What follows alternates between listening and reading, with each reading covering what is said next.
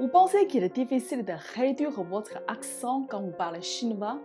C'est parce que vous ne connaissez pas ces règles de prononciation. Bonjour à tous, c'est Jiayu. Je suis là pour vous apprendre le chinois mandarin. Je sais que pour la plupart des élèves, la prononciation chinoise est parfois un cauchemar. Dans cette vidéo, nous allons découvrir comment prononcer correctement le caractère yi dans des contextes différents. Prêt? C'est parti! Normalement, le caractère yi prononce en premier ton yi quand il est tout seul ou à la fin d'un mot ou d'une phrase où on les considère comme un chiffre normal. Par exemple, di yi, premier ou première, chu yi, la première année du collège, ou encore 1, 2, 3, 4, 5, 1, 2, 3, 4, 1, 2, 3, 4, 5.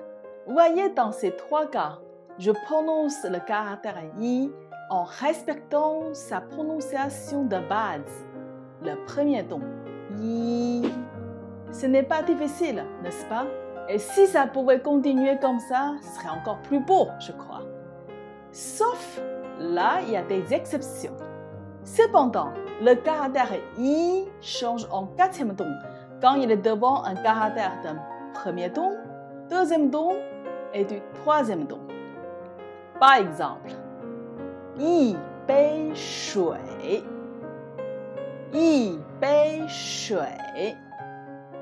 Vous voyez, dans ce mot, le caractère yi, je prononce en i. Donc, j'ai changé du premier ton en quatrième ton. Parce que le caractère juste après, bei, il prononce en premier ton. 一杯水 Et je ne prononce pas en 一杯水. Un autre exemple. Souvenez-vous tout à l'heure, quand je vous ai dit que quand on déplace le caractère yi devant un caractère du deuxième ton, on doit changer yi en quatrième ton aussi. Par exemple, 一瓶牛奶 Vous voyez, le caractère pin est en deuxième ton. Donc, le caractère yi qui est devant le caractère pin, je le change en quatrième ton. Je prononce donc 一瓶牛奶 et ce n'est pas 一瓶牛奶. Le troisième exemple, c'est quand le caractère i est devant un caractère du troisième ton. Par exemple, 一本书 Le caractère ben est en troisième ton. Naturellement, je prononce i qui est devant ben en i. 一本书 Et je ne prononce pas en 一本书.